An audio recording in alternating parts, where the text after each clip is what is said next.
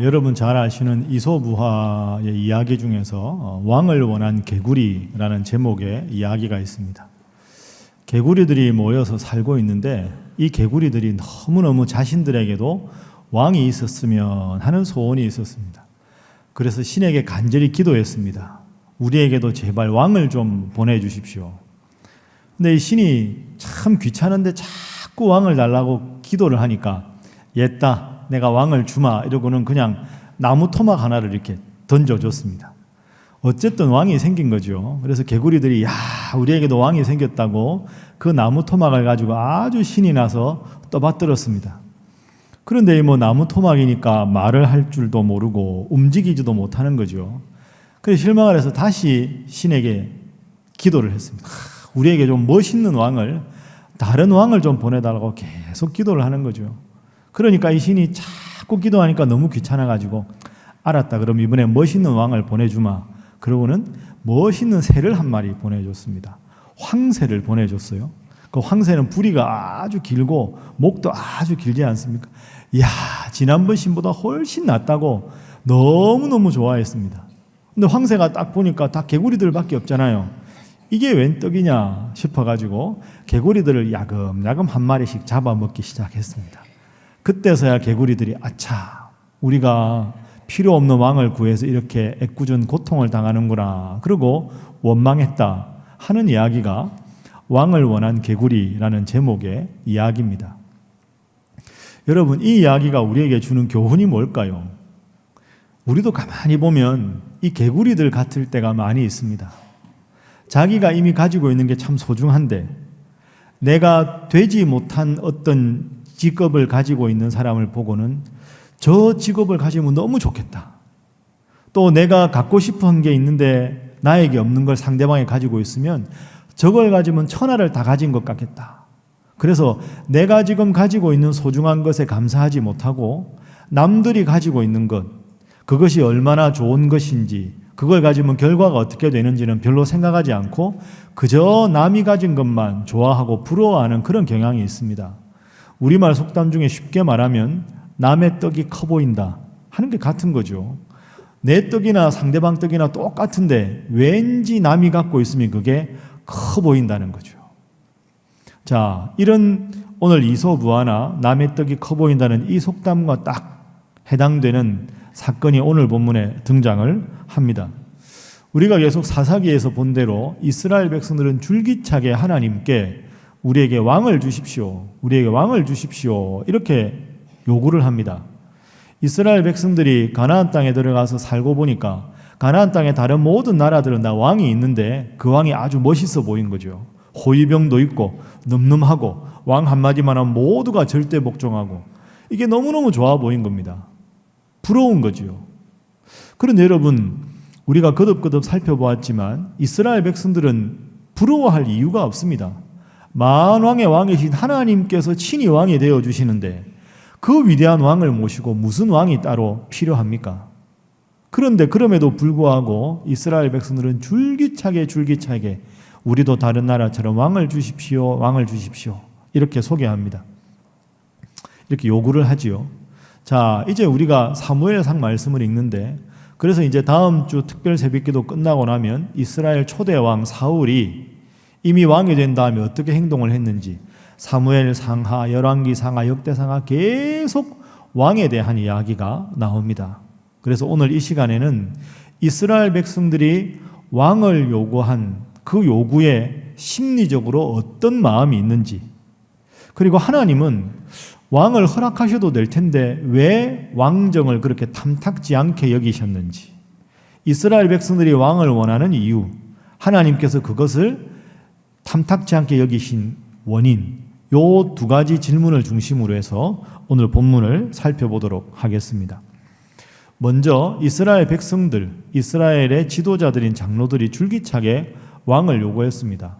오늘 본문 4절 말씀해 보면 지금 이스라엘을 지도하고 있는 지도자인 사무엘은 라마에 있었습니다. 그런데 이스라엘의 지도자에 해당되는 지도자 그룹들인 장로들, 그 장로들 중에 일부가 아니라 모든 장로들이 라마에 있는 사무엘을 찾아갑니다. 그리고는 우리에게 왕을 주십시오. 이렇게 요구를 합니다. 자, 그러면 왜 그렇게 왕을 달라고 할까? 이 오늘 본문하고 전후 문맥을 쭉 읽어보면 이스라엘 백성들과 이스라엘의 지도자들인 장로들이 왕을 달라고 하는 데는 대략 세 가지 정도 이유가 있습니다. 첫 번째 이유는 오늘 보면 1절부터 3절에 보면 사무엘이 이제 나이가 아주 많았어요. 그러니까 사무엘의 아들들이 사무엘을 이어서 이제 이스라엘의 지도자 역할을 하는 겁니다. 그런데 이 사무엘 아들들이 아버지 같지 않았습니다. 하나님 잘 섬기고 공정하게 해야 되는데 뇌물을 받고 자신들에게 이익이 되면 그 사람한테 자기들에게 우호적인 사람에게 판결을 자꾸 잘해주고 하면서 사회 정의를 전혀 실현하지 못했습니다. 그 백성들 사이에서는 사무엘 아들들에 대해서 자꾸 원망이 많아지는 거죠. 이 틈을 타서 이 장로들이 사무엘님, 당신의 아들들은 당신과 같지 않습니다. 그러니까 이참에 당신 아들들 같은 사람 더 나라를 어렵게 하니까 왕을 주십시오. 이렇게 요구하는 게 첫 번째 왕을 달라는 이유입니다. 두 번째 이유는 외교적인 겁니다. 자, 이스라엘 백성들은 지금 12지파가 각각 자신의 영토에서 평화롭게 살았습니다. 다른 가나안 나라들은 한 명의 중앙집권적인 힘을 가진 왕이 있습니다. 그러면 나라 대 나라로 외교를 해야 될 때 이스라엘은 나라 전체에 왕이 없고 다른 나라들은 대표적인 왕이 있으니까 우리도 강력한 왕을 주셔야 나라 대 나라로 외교 활동을 잘할 수 있으니까 왕을 주십시오. 이게 두 번째 왕을 달라는 이유입니다. 세 번째 이유는 정치적이고 군사적인 이유죠. 다른 나라하고 전쟁을 벌이더라도 그 전쟁을 항상 잘 준비할 수 있도록 군대를 육성해야 되고 그 모든 군대를 통수할 수 있는 최고 왕 권력자가 있어야 그 왕을 중심으로 국방력을 증강시키고 그리고 중앙집권적인 힘을 길러야 나라가 부강해질 수 있고 외국의 침범도 막을 수 있고 외국과 전쟁에서 승리할 수도 있다. 그러니까 첫 번째는 사무엘 두 아들의 실정, 두 번째는 외교적인 이유, 세 번째 정치적이고 군사적인 이유로 왕을 달라 이렇게 요구를 합니다. 하도 왕을 달라고 하니까 사무엘은 참 난감합니다. 하나님은 왕을 원하지 않고 백성들은 왕을 달라고 하고 그리고 이 지도자들인 장로들뿐 아니라 이스라엘 모든 백성들도 막무가내로 왕을 주십시오 하고 19절 20절에서 이야기합니다. 그래 할 수 없이 하나님이 그래 사무엘아 왕을 주어라 왕정을 허락한다 이렇게 22절에 말씀합니다. 하나님이 기뻐서 왕을 허락하신 게 아니고요. 비유하면 이런 거죠. 여러분 엄마가 아기 키울 때 아기가 해서는 안 될 걸 만지거나 먹거나 하면 지지지지 이렇게 합니다. 먹지 말라고 하지 말라고. 그런 아기가 계속 때를 쓰면 정말 위험하지 않으면 아무래도 아기가 말을 안 들으면 엄마가 그래 한번 해봐. 한번 해보고 아 이건 먹으면 안 되는구나. 이건 하면 안 되는구나. 깨달으면 앞으로 안 할 줄 알고 안타깝지만 한번 해봐 하는 거죠. 그런 마음으로 하나님께서는 그래 그렇게 원하면 왕을 세워봐라 이렇게 허락을 해 주십니다. 자, 그래서 이제 이스라엘의 왕이 있기 시작합니다. 그런데 여기서 우리가 두 번째로 꼭 기억해야 할 중요한 근본적인 게 있습니다. 왕이 다스리는 왕정에 담겨있는 숨은 깊은 의미입니다. 여러분 오늘 이 본문을 잘 이해하려면 여러분에게 생소한데 두 단어를 꼭 기억해야 합니다. 저를 한번 따라하시죠. 나기드. 자, 또 따라하겠습니다. 멜렉. 우리말 왕에 해당되는 단어가 구약 성경에 쓰여진 히브리어로 단어가 두 개입니다. 나기드가 있고 멜렉이 있습니다. 우리말로 번역하면 둘 다 지도자, 왕 이렇게 번역하는데 이 두 단어는 큰 차이가 있습니다. 결론적으로 말씀드리면 하나님이 원하시는 왕은 나기드고 백성들이 원하는 왕은 멜렉이었습니다. 나기드라는 단어는 이런 뜻입니다. 하나님께서 왕이시고 하나님의 뜻을 그대로 하나님 앞에서 백성들에게 펼쳐나가는 중재자 역할을 하는 사람이 나기드입니다. 그래서 우리가 사사기 읽었는데 사사라는 단어도 나기드라는 단어로 번역됩니다. 그러니까 나기드는 이 왕이 모든 걸 하는 게 아니라 하나님이 여전히 왕이시고 하나님의 뜻을 백성들에게 펼쳐내는 그 역할을 하는 매개자의 역할을 하는 사람이 낙이 든 거죠. 그러니까 하나님은 이걸 원하신 겁니다. 그 사람들이 사사였죠. 그런데 이스라엘 백성들은 다릅니다. 우리에게 왕을 주십시오 할 때 그 왕은 멜렉입니다. 멜렉이라는 단어는 하나님은 이제 필요 없습니다. 하나님 필요 없고 사람들 중에서 한 명을 하나님을 대신할 수 있는 왕을 세우겠습니다. 그러니까 이 사람이 하나님이 되는 거죠. 나귀들은 하나님이 있고 하나님의 뜻을 대행하는 지도자가 왕인데, 이 멜렉은 눈에 안 보이는 하나님 필요 없고 하나님 왕 아니고 이 사람이 이제 하나님 자리를 대신해서 왕입니다. 이 뜻입니다. 그러니까 멜렉을 강조하면 강조할수록 하나님은 사라지는 거죠. 자, 이걸 한번 본문을 통해서 정확하게 확인을 해보겠습니다. 이스라엘의 초대 왕이 누굽니까, 여러분? 사울 왕이지요. 자, 사울 왕을 세울 때 하나님의 선지자인 사무엘이 이렇게 말합니다. 자, 본문 한번 봅니다. 10장 1절 말씀 화면 보면서 자, 함께 한번 읽어보겠습니다. 시작. 여호와께서 내게 기름을 부으사 그의 기업의 지도자로 삼지 아니하셨느냐? 아멘. 자, 초대왕 사울에게 기름을 부어 왕위를 삼을 때 그의 기업의 지도자로 삼으셨다 할 때 단어가 나기드라는 단어입니다. 하나님은 왕이고 왕의 뜻을 펼쳐나가는 매개자가 왕이라는 뜻이죠. 그런데 이제 비교를 한번 해보십시오. 이스라엘 백성들이 원한 왕은 어떤 왕인가? 장로들과 백성들의 입장입니다. 자, 8장 5절 오늘 본문 말씀입니다. 함께 읽어봅니다. 시작. 우리에게 왕을 세워 우리를 다스리게 하소서. 하나님, 우리에게 멜렉을 세워주십시오. 눈에 안 보이는 하나님 필요 없습니다. 눈에 보이는 사람 중에서 하나님 역할을 대신할 수 있는 사람, 멜렉이 필요합니다. 이렇게 말을 하고 있습니다. 자, 그래서 사울이 왕으로 뽑혔을 때 우리는 아까 확인했을 때 하나님은 사울을 나기드라고 부르셨는데 백성들은 뭐라고 부르느냐? 10장 24절 읽습니다. 시작. 모든 백성이 왕의 만세를 외쳐 부르니라. 아멘. 그렇습니다. 하나님은 나기들을 원하셨는데 백성들과 장로들은 멜렉을 원했습니다. 하나님 여전히 왕이시고 왕의 대행자로서의 나기드가 아니라 눈에 안 보이는 하나님 필요 없고 우리는 이제 하나님 버리고 이 사람을 하나님으로 삼겠습니다. 그러니 하나님께서 왕을 기뻐하실 리가 있습니까? 그런데도 줄기차게 왕을 요구하시니까 오늘 보면 8장 7절에 하나님께서 이렇게 안타깝게 하시면서 말씀하셨습니다. 자, 8장 7절 한번 읽습니다. 시작. 여호와께서 사무엘에게 이르시되 백성이 내게 한 말을 다 들으라. 이는 그들이 너를 버림이 아니요 나를 버려 자기들의 왕이 되지 못하게 함이니라. 아멘.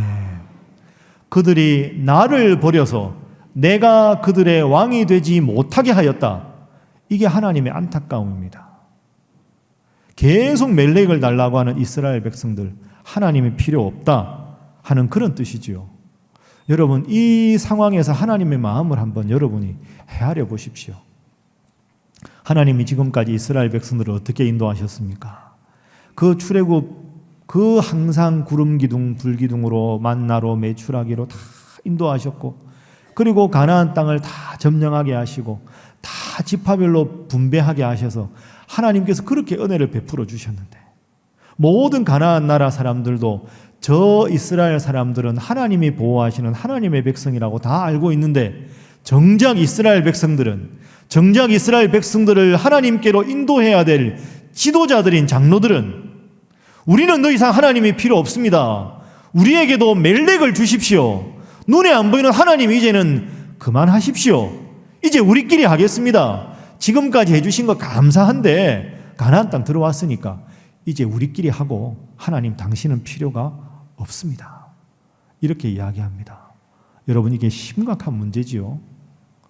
참 신앙적으로 보이고 참 하나님을 잘 믿는 사람인 것처럼 보이는 이스라엘 백성들이 도리어 하나님을 배격하고 있습니다.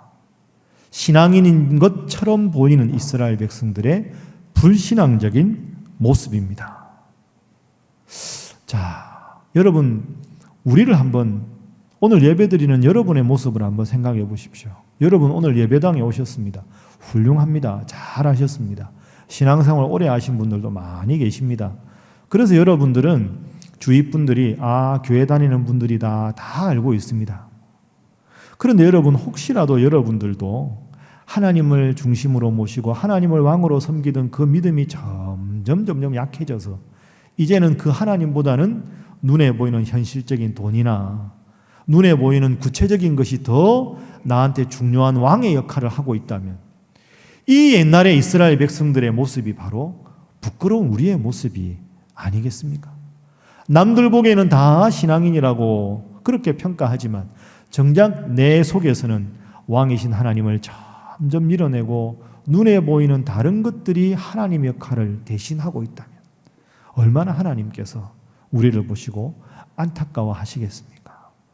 구약 성경 전체에 이르는 주제는 이겁니다. 하나님을 하나님 되게 하라. Let God be God. 하나님을 하나님으로 내 인생의 주인으로 역사의 왕으로 모시라. 이것이 구약의 예언자들이 그렇게 외쳤던 가장 중요한 메시지였습니다. 여러분, 유명무실한 그리스도인이 아니라 명실상부하게 하나님 앞에 나와 예배드리는 겉모습만이 아니라 여러분의 삶에 하나님을 왕으로 멜렉으로 모시고 저는 하나님의 나기드입니다. 그렇게 말하고 늘 하나님 중심으로 삶을 살아가시는 사랑하는 신일의 모든 성도 되시기를 주님 이름으로 부탁합니다.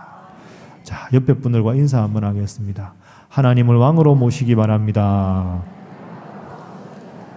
다시 한번 하겠습니다. 잘하실 줄 믿습니다. 하겠습니다. 그렇습니다. 우리가 끊임없이 이 점을 생각해야 합니다. 내 인생의 왕이 하나님이신데 나는 정말로 하나님을 내 인생의 왕으로 모시고 있는가? 이게 조금씩 약해지는 것이 우리 인생의 가장 큰 아픔이고 괴로움이 되어야 우리가 이 예배가 의미가 있고 하나님을 믿는 사람이라고 말할 수 있는 근거가 되지 않겠습니까? 그래서 오늘 본문은 우리에게 마지막으로 이런 교훈을 줍니다. 자, 저를 따라 하시죠. 멜렉이 아니라 나기드가 되라. 그렇습니다. 내 인생의 주인은 나다 하면 이게 내가 멜렉이 되는 거죠. 다른 눈에 보이는 게 멜렉이 되면 그 하나님 기뻐하지 않으시는 겁니다. 하나님이 내 인생의 주인이시고 왕이시고 나는 하나님의 뜻을 기도를 통해서 말씀을 통해서 펼쳐나가는 하나님의 대리자가 되는 것, 그게 하나님께서 우리에게 원하시는 거죠. 자, 그러면 어떤 삶의 모습이 우리가 나기드로 살아가는 모습인가? 예를 한번 들어볼까요? 여러분, 그 노벨 평화상을 수상했던 인도의 테레사 수녀님 다 아실 겁니다. 인도의 캘커타에서 그 오갈 데 없는 행여자들 그리고 노숙자들, 그분들을 정말 주님 사랑으로 따뜻하게 보살피고 사랑하고 그렇게 평생 지냈던 분이 테레사 수녀님이지요. 그런데 테레사 수녀님의 전기를 읽어보면 그분은 예수 믿으세요, 하나님 믿으세요 이런 말씀을 거의 안 하셨다는 거죠. 근데 그런 말을 안 했는데 그분을 통해서 드러나는 하나님의 사랑이 너무 커서 그 하나님을 믿지 않는 많은 인도 사람들이 하나님을 믿게 되었습니다. 그 인도 사람들이 테레사 수녀님께 이렇게 말을 합니다. 우리는, 그리고 나는 영국의 선교사님들이 전해주는 하나님은 믿고 싶지 않았습니다. 우리 인도 땅을 점령하고 그러면서도 온갖 폭력과 억압을 하면서도 하나님 믿으라고, 그들이 믿는 하나님은 믿고 싶지 않았습니다. 그런데 수녀님은 입술로 하나님 믿으라고 말하지 않았지만 하나님이 얼마나 사랑이 많으신 분인지 수녀님의 모습을 통해서 우리에게 하나님의 사랑을 전달해 주셨습니다. 그래서 수녀님이 믿는 하나님, 그 하나님을 저희도 믿겠습니다. 여러분, 이게 진정한 전도가 아니겠습니까? 이게 하나님을 왕으로 모신 모습이 아닐까요? 하나님은 왕이십니다 말하고 하나님 믿으세요 하고 말하지만 내 삶에서 전혀 하나님의 왕의식이 드러나지 않는다면 그게 부끄러운 모습이지요. 입술로 말하지 않아도, 입술로 말하는 것도 소중하지만 삶으로 하나님이 내 인생의 왕이심을 드러내는 삶, 그 삶이 얼마나 소중하겠습니까? 다음 주가 153 새생명 초청 잔치입니다. 여러분 입술을 열어 전도하는 것 참 소중한 일입니다. 그러나 방금 말씀드린 이 수녀님의 모습처럼 입술로만 하나님을 전하는 여러분이 아니라 삶으로, 사랑으로, 섬김으로 하나님을 드러낼 수 있기를 주님 이름으로 축복합니다. 다시 한번 인사할까요? 삶으로 주님을 드러내시기 바랍니다. 한 번 더 하겠습니다. 나기드가 되시기 바랍니다. 예. 여러분 이철환 작가가 아주 감동적인 이야기를 이렇게 묶어서 만든 책이 있습니다. 연탄길이라고. 읽어보셨는지 모르겠습니다. 그 연탄길이라는 그 글 읽어보면 참 마음이 따뜻해지는 글이 많은데요. 그 중에서 제가 여러분에게 글 하나 소개하겠습니다. 음식점 출입문이 열리더니 한 여자아이가 동생들을 데리고 들어왔습니다. 아저씨, 자장면 2개 주세요. 그런데 이내 언니는 왜 안 먹어? 언니는 점심 먹은 게 체했나 봐. 언니, 우리도 엄마 아빠가 있었으면 참 좋겠다. 바로 그때 아주머니가 주방에서 나왔습니다. 너 혹시 이내 아냐? 네, 맞는데요. 아주머니 누구세요? 나 모르겠니? 엄마 친구 영선이 아줌마야. 너 어릴 때 우리 한 동네에 살았는데 기억이 안 나는 모양이구나. 영선이 아줌마는 아이들의 얼굴을 어루만지며 말합니다. 참 인정이도 많이 컸구나. 그제서야 아이들의 얼굴에 환한 미소가 번졌습니다. 얘들아 조금만 기다려. 아줌마가 맛있는 걸 해줄게. 잠시 후에 자장면 3그릇과 탕수육 1접시를 내어왔습니다. 음식을 먹는 동안 그녀는 아이들을 바라보고 있었습니다. 아줌마 안녕히 계세요. 그래 잘 가. 그리고 자장면 먹고 싶으면 언제든지 와. 알았지? 네. 돌아가는 아이들의 뒷모습이 힘겨워 보였습니다. 아저씨가 물었습니다. 누구네 집 아이들이지? 사실은 나도 모르는 애들이에요. 엄마 아빠가 없는 애들이라고 해서 공짜로 음식을 주면 아이들이 상처받을까 봐, 엄마 친구라고 하면 아이들이 또 올 수도 있고 해서. 그런데 아이들 이름은 어떻게 알았어요? 아이들이 말하는 걸 들었어요. 자기는 먹고 싶어도 참으면서 동생만 시켜주는 모습이 어찌나 안 돼 보이던지. 영선의 눈에 맺힌 눈물은 금방이라도 흘러내릴 것만 같았습니다. 이 이야기는 이렇게 끝이 납니다. 여러분 참 따뜻한 이야기죠. 왜 우리는 이 이야기를 듣고 마음이 따뜻해질까요? 아이들끼리 와서 자장면 집에서 돈이 없어서 동생들 것만 시켜주는 모습을, 그 모습을 바라보고 마음이 아프지 않은 어른은 없을 겁니다. 그런데 이 이야기가 우리에게 정말 따뜻한 마음을 주는 이유는 그 자장면집의 영선이 아줌마는 따뜻한 마음도 있었지만 그걸 참 지혜롭게 아이들을 상처받지 않게 하면서 그 아이들을 사랑해 주었던 그 사랑의 마음 때문입니다. 여러분 그렇죠? 이게 믿음 생활 아니겠습니까? 믿음은 삶으로 드러나야 합니다. 입술로 누군가를 사랑한다는 말이 아니라 그 사람의 입장에서 따뜻하게, 감사하게, 행복하게 느낄 수 있는 이 영선이 아줌마와 같은 모습, 그 모습이 오늘 하나님을 믿는 우리에게 필요한 모습이 아닌가 그렇게 생각합니다. 그러면서 오늘 본문의 이스라엘 백성들과 장로들을 다시 생각해 봅니다. 하나님, 여기까지 하십시오. 이제 우리가 알아서 하겠습니다. 하나님이 주신 그 모든 은혜를 잃어버렸던, 입으로는 하나님을 그렇게 부르짖지만 마음으로 하나님을 따르지 않았던 이스라엘 백성들과 지도자들, 참 소박하게 자장면집을 하지만 그 아이들을 먼저 따뜻하게 배려하고 사랑할 줄 아는 영선이 아줌마, 바로 이 모습이 오늘 우리에게 필요한 모습, 그리고 이렇게 해야 우리가 제대로 하는 전도가 되지 않겠습니까? 선교를 한다, 전도를 한다 할 때 그 선교학에서 중요한 단어 하나 여러분에게 소개하겠습니다. presence라는 단어가 있습니다. 현재 존재한다, presence, 현존 이런 뜻이지요. 삶으로 전도한다 하는 뜻입니다. 여러분 생각해 보십시오. 하나님의 그 위대한 능력과 함께 같은 능력을 가지신 예수님께서 이 세상에 오셨습니다. 이 세상에 와서 낮은 자들을 섬겨주시고 안아주시고 사랑해 주셨습니다. 하나님은 사랑이라 하는 그 말씀이 예수님의 삶을 통해 고스란히 드러났습니다. 삶으로 살아내신 복음. 그래서 예수님의 그 모습을 우리는 현존 선교라 이렇게 말을 합니다. 오늘 우리가 해야 할 전도자의 태도가 바로 이런 태도입니다. 입술을 열어 하나님의 말씀을 전하고 교회에 초청하는 것 소중한 일입니다. 그 일 열심히 하십시오. 그러나 입술로만 전도하는 삶은 한계가 있지 않겠습니까?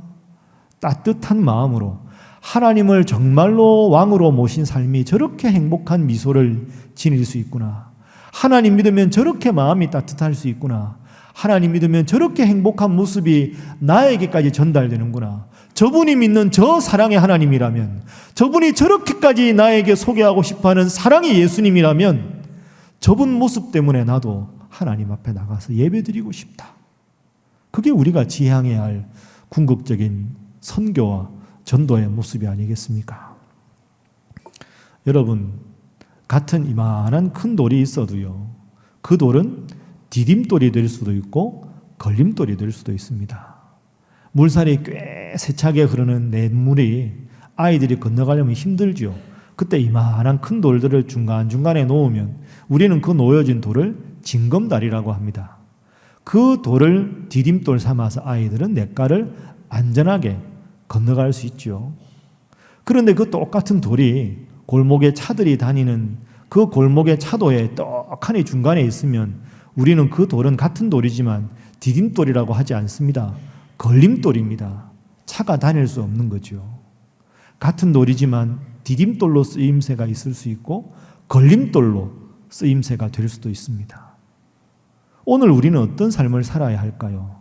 하나님이 얼마나 좋은 분인지, 우리를 디딤돌로 해서 하나님께로 누군가가 나와서 하나님을 예배하는 그런 행복한 삶을 사는 디딤돌이 되어야 하지 않겠습니까?